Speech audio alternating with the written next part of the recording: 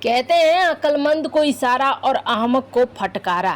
अचानक से ये जो स्क्रीन पर देख रहे हैं, एक छोटा सा देश जापान, इसने ऐसे क्या कर दिया है कि 24 घंटे के अंदर चाइना की सेना में हड़कंप सा मच गया है। जानेंगे, चाइना ने धमकाते हुए ये कह दिया है कि जवाबी कार्रवाई के लिए तैयार रहो। वैसे आपको बता दें, इरादा जापान का एकदम खराब लग रहा है। वो जो पुराना गुंडई वाला फॉर्म है, उसमें वापस आता हुआ जापान दिख रहा है। जानेंगे क्या है मामला। तो वहीं दूसरी तरफ कनाडा ने नहीं, पर यूके की सरकार ने आखिरकार एक्शन लेना शुरू कर दिया है।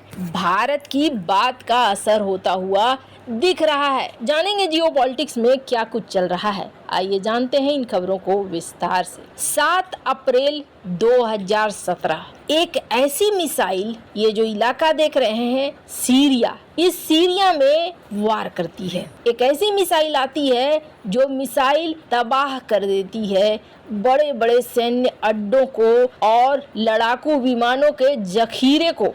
सभी को समझ में नहीं आता है कि ये मिसाइल थी कौन सी, क्योंकि 2000 किलोमीटर की दूरी से इसे दागा गया था। और सबसे बड़ी बात थी कि ये कहा गया कि ये मिसाइल ने फिर भी कम ही तबाही मचाई, क्योंकि जो विस्फोटक थे वो विस्फोटक पारंपरिक विस्फोटक थे। अगर इसमें परमाणु विस्फोटक लगे होते ना, तो ये बहुत बड़ी तबाही मचाता। देशों के बीच जानने के लिए उत्सुकता मची कि आखिर ये है कौन सी। तब पता किया गया कि अरे ये तो वो मिसाइल है जो अमेरिका के हथियारों के खजाने में नायाब हथियार कहा जाता है। और ये वो मिसाइल है जिसके बल पर अमेरिका की महाशक्ति कायम है। आपको बता दें क्यों कायम है, ऐसे समझिए, ये वो मिसाइल है जिसे एक बार दाग दो और भूल जाओ वाले सिद्धांत पर ये काम करती है। इसको 2000 किलोमीटर की दूरी से भी छोड़ा जा सकता है, जिससे दुश्मन को भारी नुकसान पहुंचाया जा सकता है। और बड़ी बात क्या है, इसे नौसेना के सभी जहाजों और पनडुब्बियों से छोड़ा जा सकता है। प्रत्येक मिसाइल लगभग 1000 केजी का विस्फोटक साथ ले जा सकती है। 880 किलोमीटर प्रति घंटे की रफ्तार से भागती है। और इन सब से अलग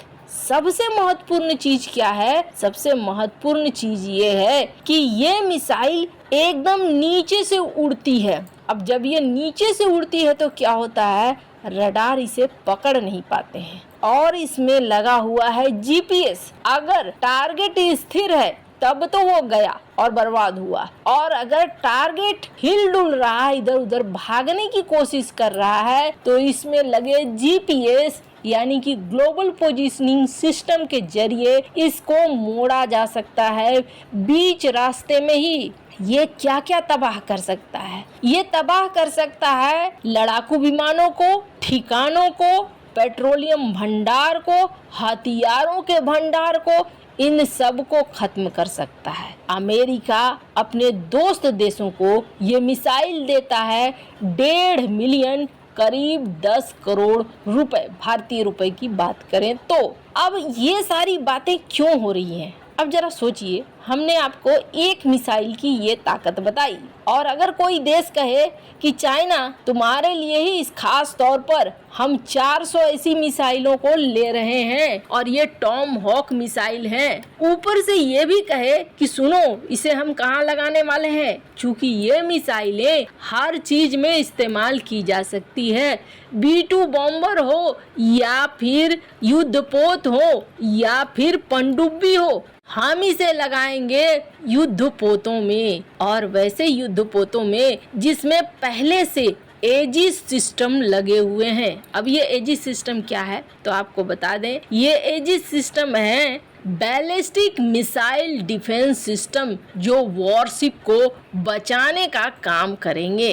अब यहाँ पर ये टेंशन जापान ने दे दिया है चाइना को। जापान ने हाल ही में ऐलान किया है कि वो अमेरिका के साथ एक डील करने जा रहा है। 400 टॉम हॉक मिसाइलों को खरीदने की योजना बना रहा है, और वो भी टॉम हॉक ब्लॉक 4, जो इनका सबसे एडवांस वेरिएंट है। अब सवाल ये है कि पहले चाइना ये सोचता था कि टॉमहॉक खरीदने को जाएगा भी जापान तो अमेरिका की संसद में उसे मंजूरी लेनी होगी। अभी बहुत दूर है, वक्त है। पर आपको बता दें, जापान अमेरिका का एकदम नजदीकी वाला सहयोगी है और अभी तो अमेरिका चाह ही रहा है कोई जाकर लड़ जाओ चाइना से, भिड़ जाओ चाइना से और तुम दोनों ही आपस में निपट लो और हमारा एक दुश्मन खत्म हो जाएगा। तो ऐसे में जापान को टॉमहॉक मिसाइल मिलना तो तय माना जा रहा है और ये चाइना के लिए बड़ी टेंशन दे रहा है और इसका असर भी दिख रहा है। ऐसा नहीं है कि टेंशन सिर्फ बोलने को। चाइना का जो ग्लोबल मुखपत्र है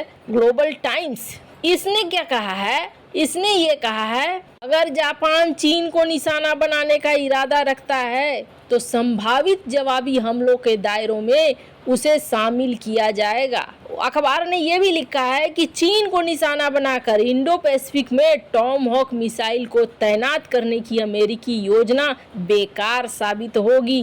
खैर, अब जो भी हो वो तो फिलहाल तैयारी होती हुई दिख रही है। जब शुरू होगा खेल तो फिर पता चलेगा कि कौन जीतता है और कौन हारता है। फिलहाल अमेरिका को ढेर सारे डॉलर मिल रहे हैं और चाइना के लिए भी टेंशन खड़ी हो रही है कि 400 टॉमहॉक मिसाइलों से घिरा हुआ है। जापान अपने पुराने वाले फॉर्म में वापस आ रहा है। जहां एक तरफ ये सब कुछ हो रहा है तो वहीं दूसरी तरफ कनाडा की सरकार ने तो एक्शन नहीं लिया और कनाडा के जस्टिन ट्रूडो को देखकर ऐसा लगता भी नहीं है कि वो एक्शन ले सकते हैं। अगर एक्शन लेंगे तो उनकी कुर्सी ही चली जाएगी। बेचारा कुर्सी बचाए कि एक्शन ले। ऐसे में माना जा रहा है कि जस्टिन ट्रूडो सरकार फिलहाल इस मामले को जो इसने अभी तुरंत रायता फैलाया है इसे समेट लेगा, बाकी एक्शन वैक्शन लेने को नहीं होगा। पर यूके की बात करें तो यूके की ऋषि सुनक सरकार आने के बाद भारत की उम्मीदें बढ़ी कि भारत अपनी बात को साफ साफ रख पाएगा और ऋषि सुनक भी भारत की बात को समझ पाएंगे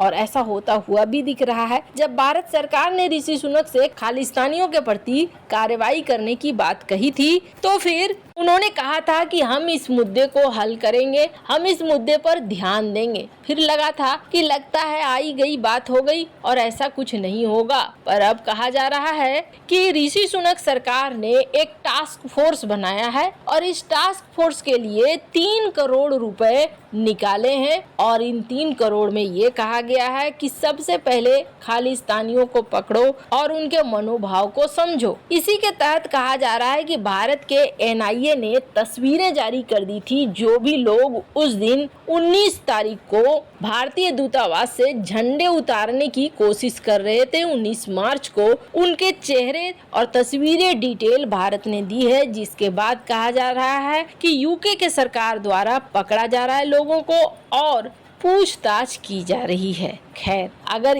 इससे भी शुरुआत होती है तो ये बहुत अच्छी बात है, क्योंकि कम से कम ये तो नहीं लगेगा किसी को कि हम कुछ भी करके निकल जाएंगे और भारत की तरफ से या यूके की तरफ से कोई एक्शन नहीं होगा। वैसे इन सब मामले में आपकी क्या राय है, कमेंट कर जरूर बताएं। जल्द मिलते हैं अगले वीडियो में नई खबर के साथ।